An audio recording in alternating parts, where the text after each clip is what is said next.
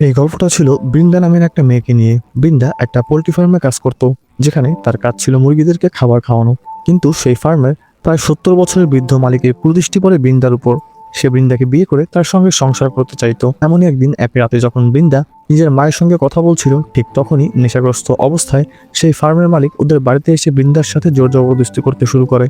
তখন নিজের মেয়েকে রক্ষা করার জন্য বৃন্দার মা আতঙ্কিত হয়ে সেই বৃদ্ধ লোকটিকে উপর থেকে নিচে ধাক্কা দিয়ে ফেলে দেয়। এরপর তিনি তাড়াহুড়ো করে বৃন্দার কাপড় চোপড় গুছিয়ে বেঙ্গালুরুতে ওর বাবার কাছে পাঠিয়ে দেয়।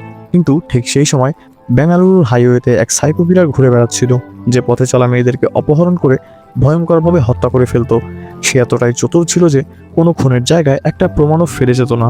দুর্ভাগ্যক্রমে বৃন্দাও ঠিক সেই হাইওয়ে দিয়েই বেঙ্গালুরুর দিকে রওনা দেয়। আর রাস্তায় বাস থামতেই সে বাস থেকে নেমে ফ্রেশ হওয়ার জন্য একটা ওয়াশরুমে যায়। কিন্তু এমন সময় বাইরে থেকে পরিষ্কার পরিচ্ছন্ন কর্মী এসে ওয়াশরুমের দরজা লাগিয়ে দেয়। পরবর্তী পার্ট দেখতে ভিডিওতে একটি লাইক দিয়ে চ্যানেলটি সাবস্ক্রাইব করে আমাদের সাথেই থাকুন।